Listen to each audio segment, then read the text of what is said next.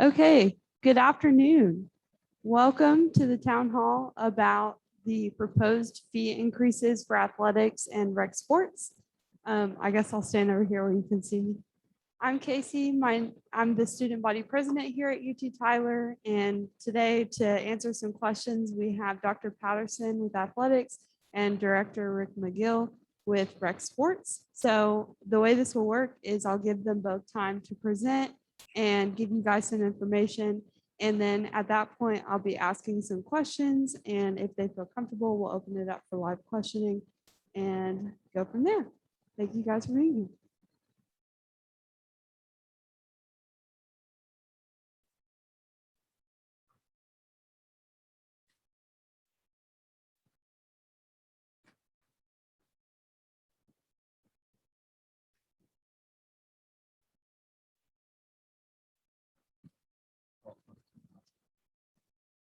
Okay, my name is Rick McGill, Director of Rec Sports. I'm just going to give you a brief overview on what our department is and what we do, and then obviously the proposed fee increase as well.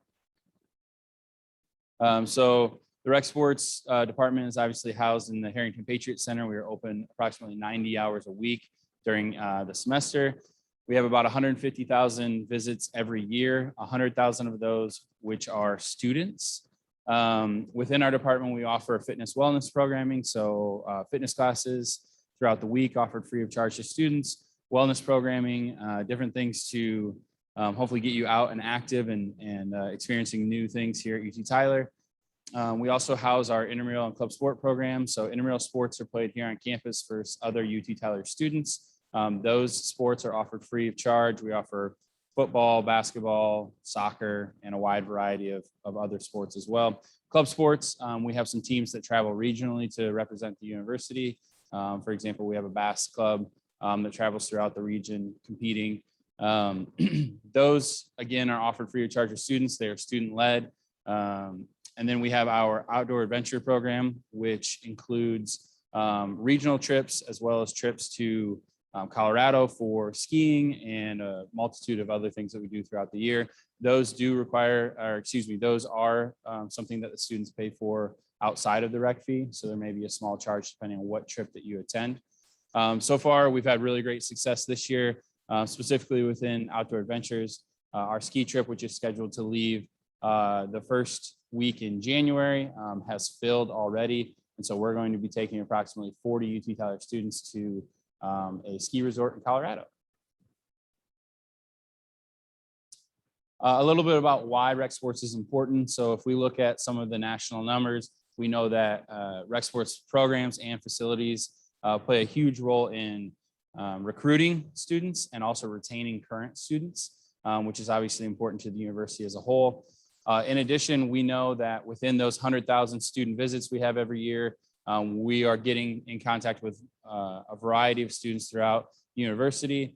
And some of the things that people have either responded to in our survey that we send out annually or in national surveys done throughout the country within other rec sports programs. Some of these benefits you'll see on the screen, a feeling of well-being, some stress management, and just an overall general benefit of rec sports. We also know that 90% of students are reporting that recreation will play a strong part, or play a part in their lives outside of graduation. So we know that our impact is lifelong.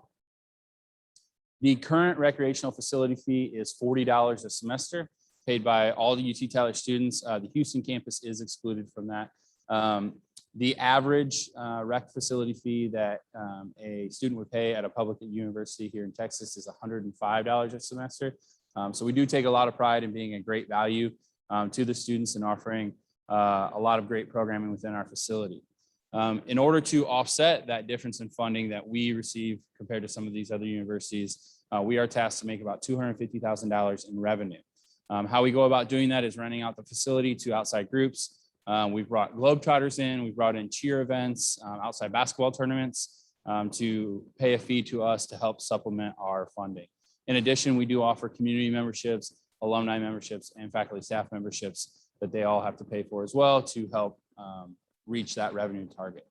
One thing I do want to mention in anticipation of Hopefully this fee being passed, we did raise all of our memberships within the facility, community, alumni, faculty, staff, in order so that even if this rec facility fee is passed, UT Tyler students still have the lowest membership rate of anyone in the facility.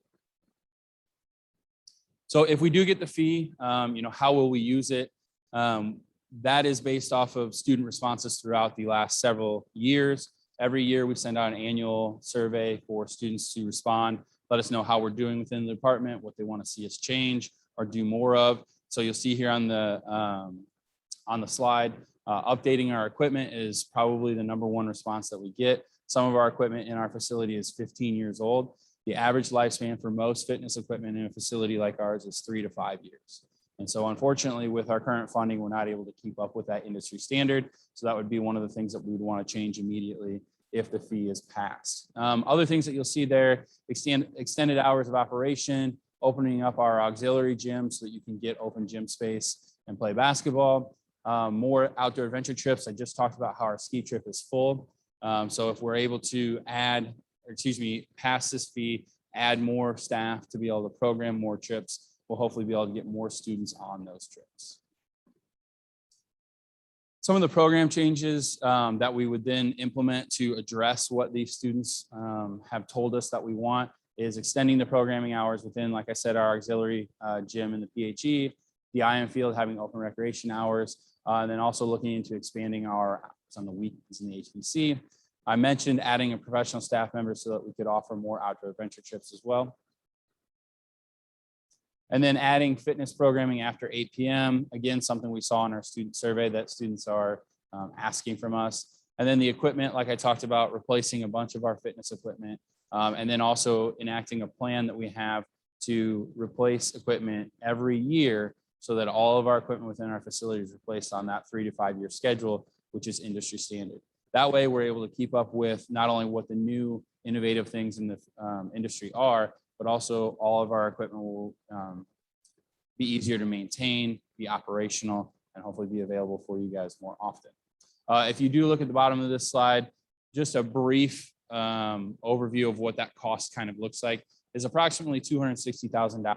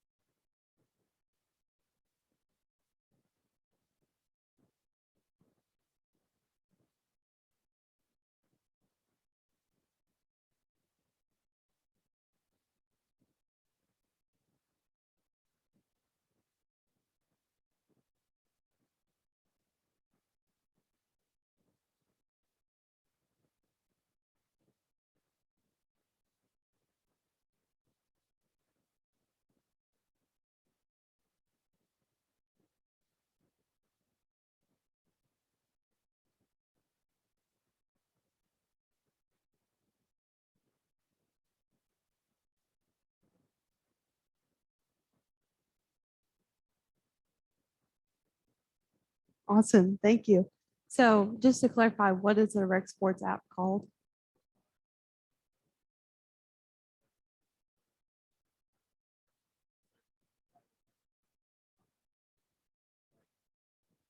Perfect, thank you. Okay, so I know you've already answered most of these questions in your PowerPoint, but just so that we have a clear question answer format for students. Number one, what is the current fee and how much is the increase going to be?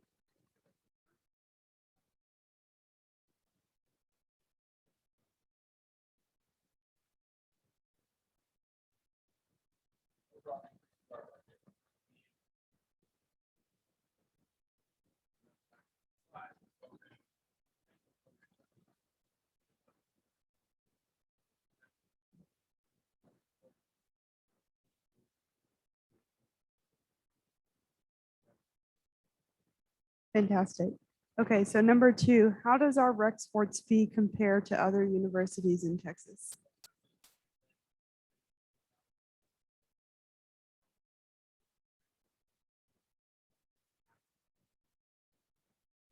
Great. Number three, what will this fee be used toward?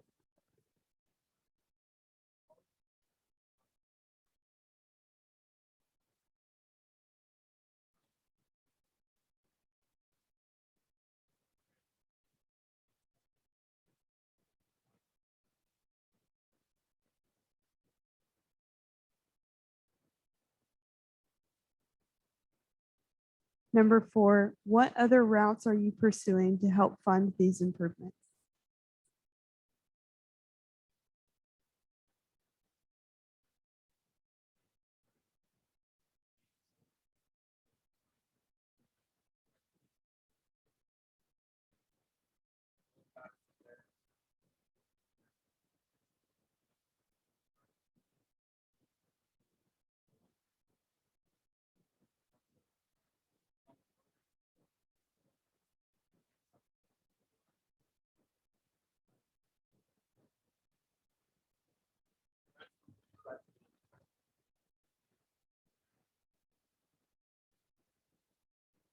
Number five, who currently pays this fee and who will be impacted by the increase?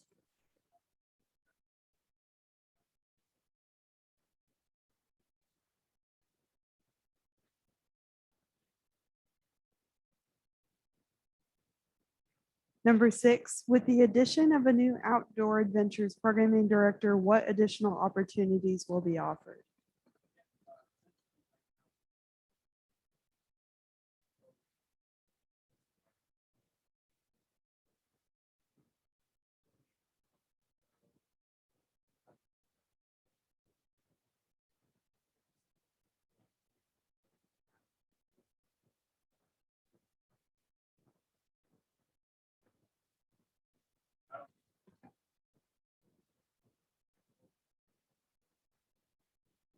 Number seven, if this fee increase proposal passes, how soon would we see changes to programming and equipment?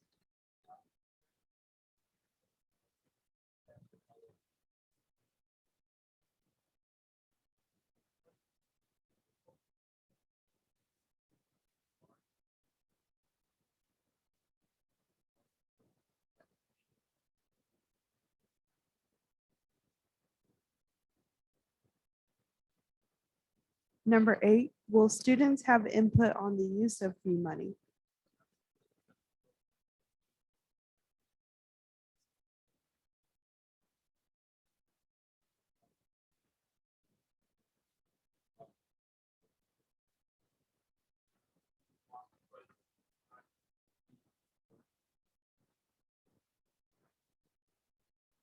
Last question, who should students reach out to with questions?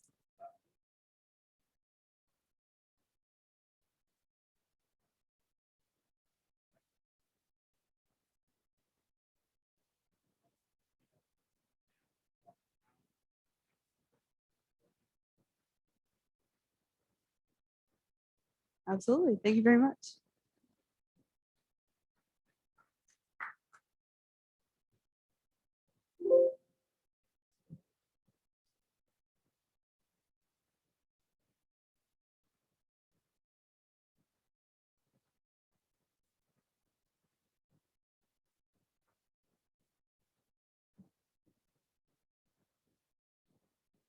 Okay, moving on, we'll now invite Dr. Patterson with Athletics up to talk about the proposal for an athletics fee increase. Good afternoon. Glad to be here.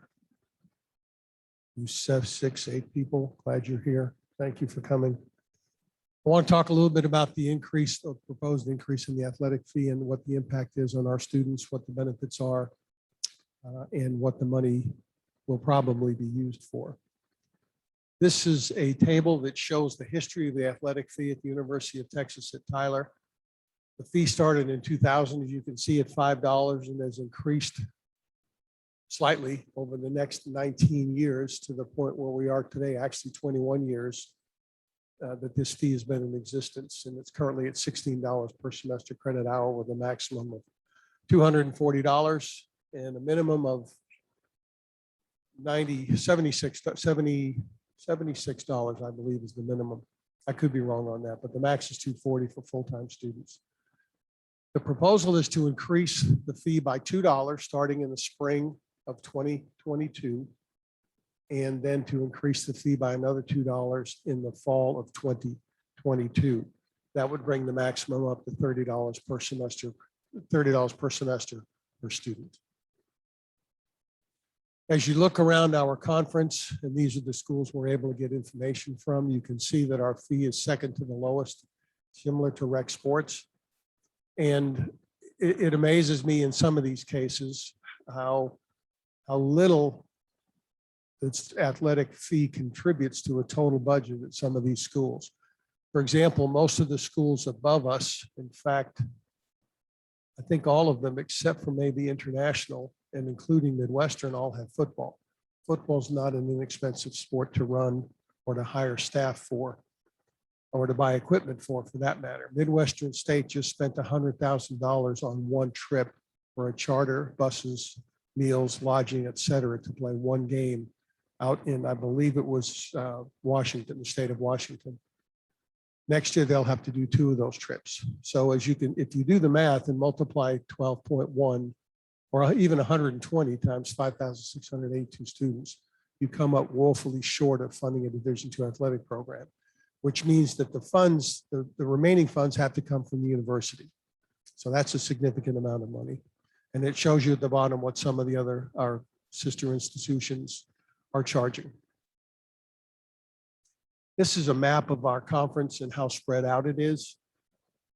From Western Colorado, the Mustangs to San Diego is a shorter drive than Western Colorado to UT Tyler by 32 miles. Our conference is spread out significantly around 3 states. And what's caused us a problem is in 2018, our first year in the conference, when we had already submitted our Division II budgets and our projections for the next 4 years, this being year 4, there were 8 less schools in the conference. So in 2018, the conference expanded and added 8 schools from the Heartland Conference. And that has increased our expenses tremendously because it almost doubled the size of the conference itself. So here are some of the financial challenges that we face because of that expansion and simply because of being a D2 institution. Increased travel, officials, facility updates. Our facilities are on average about 18 years old. So preventative maintenance and repairs are starting to rear their head. Staffing has changed significantly because of the Division II model, and I'll show you that in another slide. Medical costs, insurance has gone up. Recruiting has gone up tremendously because the Lone Star Conference is such a competitive Division II conference that recruiting is very, very critical to be successful. And some of the schools in the conference have dedicated full-time recruiters that are always out recruiting. We don't have that. Expanded track and field program. We've had track and field for a number of years, but we don't have a track or a field to go with it. So there's a proposal that the president's working on right now that will give us a track, or at least a diagram of the track, a destination for a track, and then we have to go see if we can find the donors for that. NCAA mandated staffing levels. Again, I'll go over that in another slide. And of course, the future for new facilities. This campus desperately needs another gymnasium. I'm not sure where we put it or where we get the funding for it. And certainly this fee won't fund that. This fee increase won't fund that. But there are needs that the campus has from a recreational and athletic standpoint that we need to address sometime in the not too distant future. Our charter bus expenses, for example, under travel up top, we spend over $250,000 a year on charter buses. Just getting the buses here and getting to our destinations and back. The other big increase on travel is lodging, because we're now 2 to a room instead of, as we were in the past, 4 sports, or 4 to a room in some sports. So those positions that we've had to add because of Division II, an assistant AD for compliance, academic services, a performance coach, an assistant coach, that's a strength coach, sports information coordinator, assistant groundskeeper, assistant cheer and dance, and second assistants in men's and women's basketball, track and field, baseball, softball, and soccer.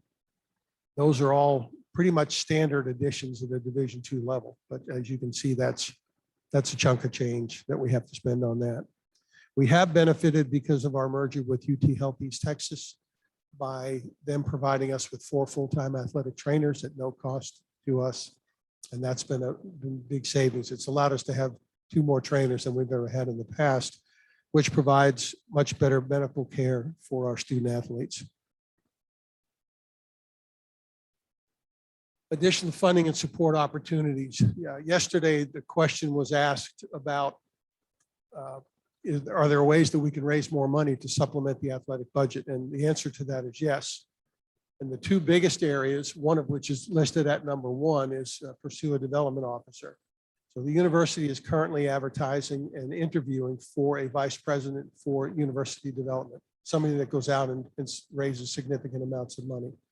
That person, once they're hired, will add to their staff what's called a DO, development officer for athletics. So that will be their full-time job, is to go out and raise money for athletics.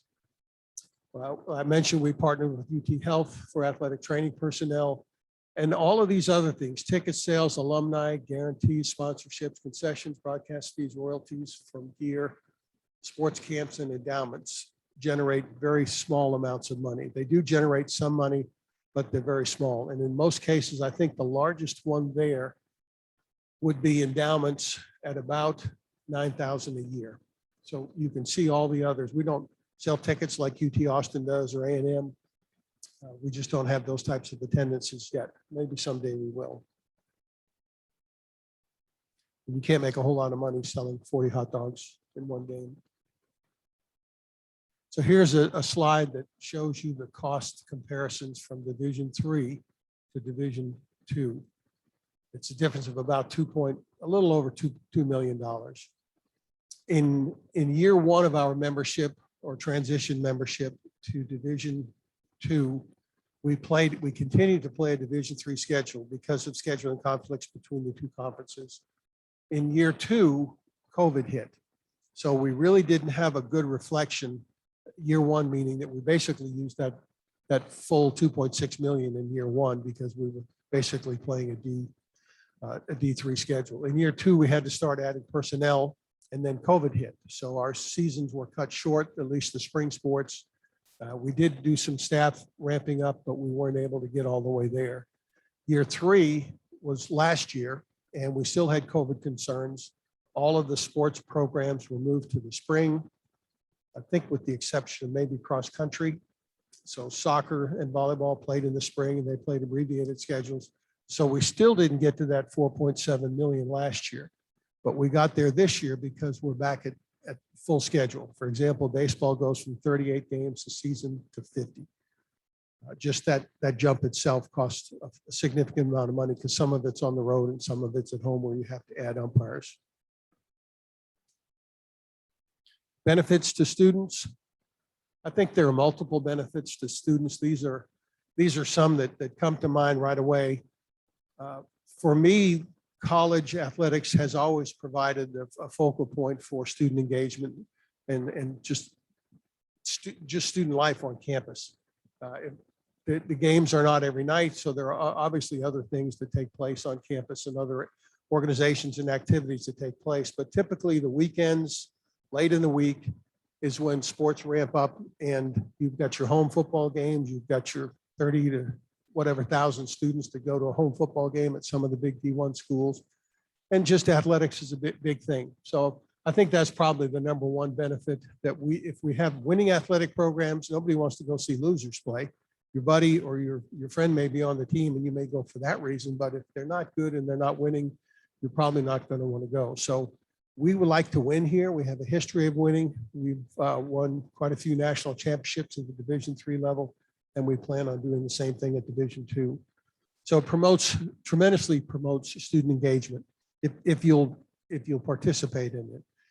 It allows, this fee increase will help allow us for the upkeep of our facilities and the remodeling of facilities. It enhances the brand of the university tremendously. People in states, well, people in Dallas or Houston or Austin, they don't know what UT Tyler is. But they understand that we have a successful athletic program at the University of Texas at Tyler. So a lot of times the success of an athletic program reflects the success, correctly or incorrectly, of the university as a whole. When you think about Gonzaga, you don't think about their biology department or their physics department, you think about their men's basketball team. And Texas, it's usually you think about the Longhorn football team. And if it's Alabama, you're still thinking about losing to A&M. It helps increase enrollment. Athletics has an exponential effect on enrollment that for every 2 student athletes, they say 3 other students will enroll at your university. Not a big deal when you add those totals together, 700 or 800 students here, but it does have an impact on enrollment. It enhances your degree value and certainly enhances your game day experience of being a part of something bigger than yourself. This statistic kind of blows my mind. I wasn't exactly sure what an impression is, but I learned for sure today to know what an impression is. And an impression is when you're scrolling. Everybody know what an impression is on Twitter? Am I the only one that knows that? That's the only thing I know that everybody else doesn't. An impression is when you're scrolling through Twitter and you go past a UT Tyler tweet. So 941,000 people scrolled past or stopped at one of our tweets. They don't have to like it or retweet it, but that's in the month of March in 2021. That's just an unbelievable number to me. And I'm sure May, June, July, which we don't have stats in here for that. But the point is that the UT Tyler brand through athletics is out there, and it's out there in huge numbers. That's almost 1 million people that have gone past, not necessarily individual people, but 1 million times that people have gone past or stopped at our tweets. That's amazing to me. When you think about the brand of UT Tyler, when you think about Austin, you think about the Longhorn or the Texas A&M or Texas Tech Double T. That's what you associate with the athletic program and with the university. So I think athletics is doing a good job in getting the brand of the university out there. Next slide shows you the athletic revenue and expenses and fee trends. So the orange line is the athletic expenses. And you see we took a dip in 20 because of COVID. And then we started climbing back up again as we started moving toward a full D2 schedule to the point where we are today. The blue line represents athletic fee revenue. And you can see again where we took a dip in 20 and 21 because enrollment dropped and the fee is totally dependent upon enrollment. And now we're starting to climb back up again this year as we hit approximately 9,600 students, many of which are not full-time. So we don't get the full benefit of that.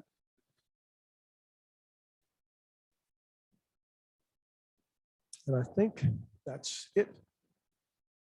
Any questions from anyone who's never heard this before? Anything online?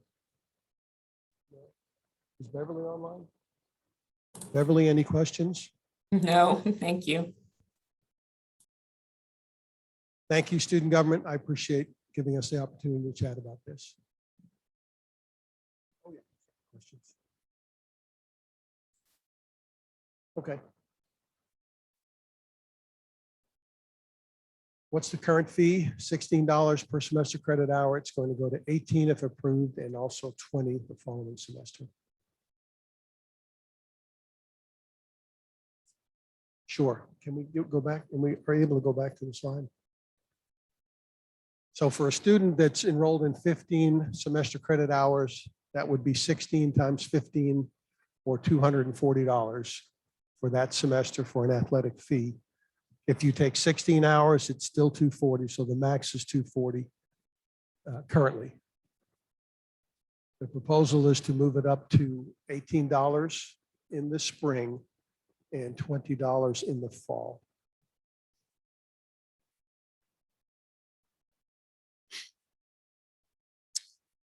How does the fee compare to other universities? Not very well. We are second from the bottom, and if the fee increase is passed, we will remain second or third from the bottom.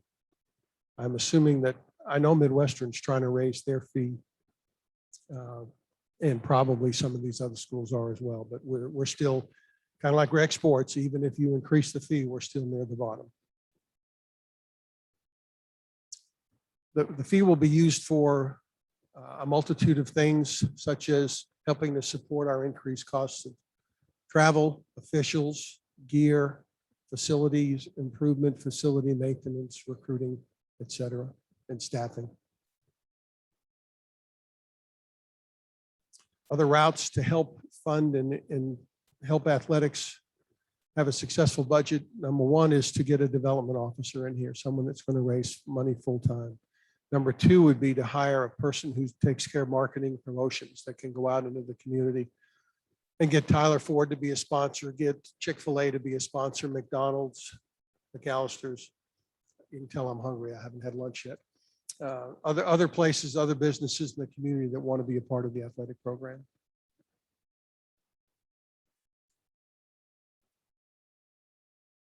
Who currently pays the fee? I'm not exactly sure who currently pays the fee. I think the philosophy was that anyone who benefits from having a degree from the University of Texas at Tyler would pay the fee, but I don't know if they've excluded certain populations.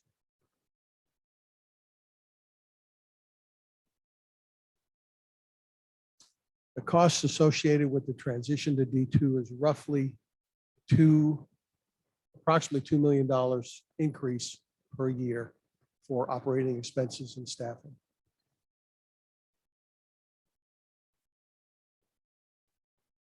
Skip to that one as well.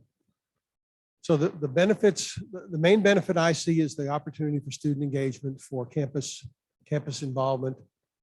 Number two would be exposure of the brand, the University of Texas at Tyler, promoting the university nation and actually worldwide now, because we have so many international students that come here and compete. Other things would be to maintain our facilities, our rec sports facilities. We help pay those bills, as well as rec sports. We share those bills, as well as the possibility of enhancing the facilities that we have and enhancing the game day experience with more activities such as contests, tailgates, things that engage the students pre-game, in-game, and post-game.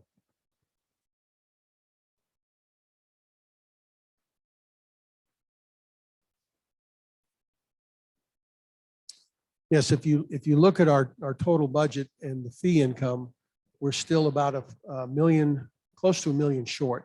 And that difference is made up by the university. When the university decided to move from Division III to Division II, it agreed to absorb any costs over and above what the fee income was. So that's about $1 million a year right now, plus scholarships. I'd be more than happy to answer any questions. You can email me at hpatterson. You can go through SGA and they can forward the email to me.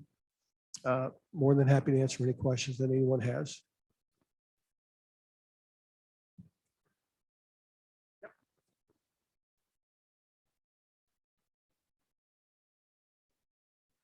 When I say the university as far as making up the difference, well, the university would be a collection of all the income that the university takes in, less its expenses, of which this would be one of them. So, for example, the university pays the state part of your tuition money that they gather every year.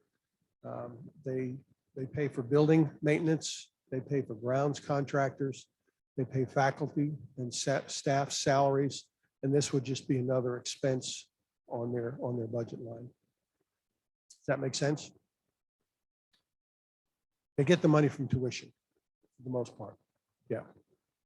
So tuition would be the primary, designated tuition would be the primary source of that $1 million.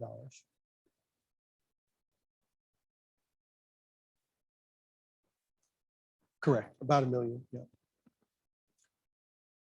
Sounds like a lot of money, but the current University of Texas at Tyler, UT Tyler, East Texas has a budget of about $1.5 billion.